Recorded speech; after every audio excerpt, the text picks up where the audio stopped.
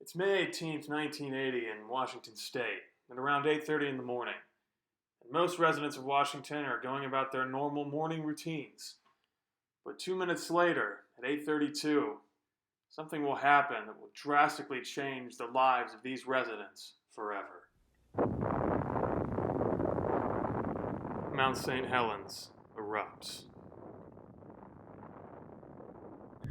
A magnitude 5 earthquake, along with an avalanche of debris, initiates an unloading of pressure and the removal of the cryptodome, known as the top of the volcano. Because the pressure release is so great, hot water quickly becomes steam, causing a hydrothermal blast laterally out of the avalanche scar, effectively blowing the entire northern flank of the mountain out for hundreds of miles. With the northern slope and top of the volcano gone, pressure decreases significantly, allowing magma to rise, bubble, and give way to a 9-hour event of pyroclastic flow and ashfall deposition. The vertical and lateral explosions blast away 3.7 billion cubic yards of volcanic rock and material. Forests are uprooted, bridges collapsed, logging equipment and transportation vehicles are taken by lahar mudslides, and homes are devastated by the hundreds. Over 520 million tons of ash spread out over the surrounding areas from the volcano, causing complete darkness in the city of Spokane, Washington. Ash eventually travels across the entire U.S. in just 3 days, and across the entire planet in 2 weeks.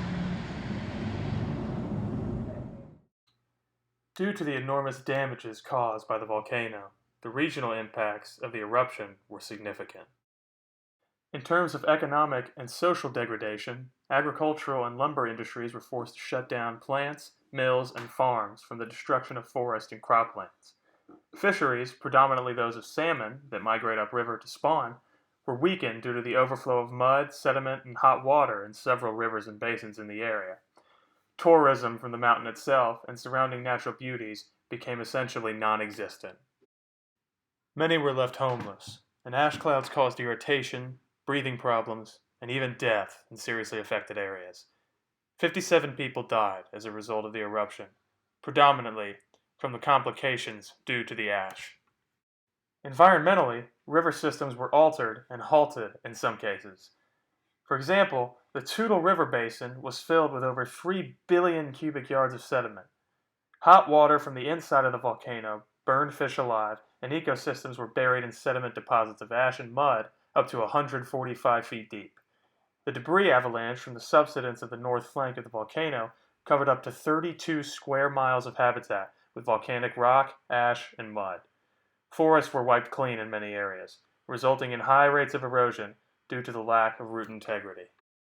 With these significant environmental damages, and economic damages totaling in at around $1 billion when all said and done, the eruption of Mount St. Helens proved to be one of the most devastating natural disasters in U.S. history.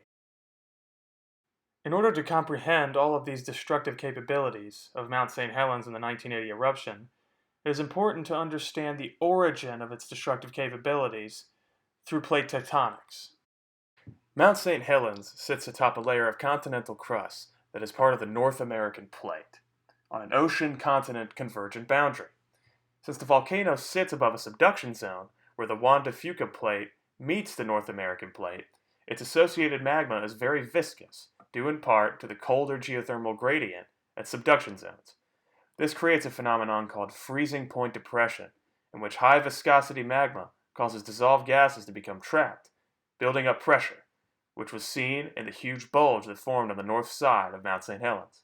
The resulting eruptions are very violent, which can be attested by the scale of the 1980 eruption.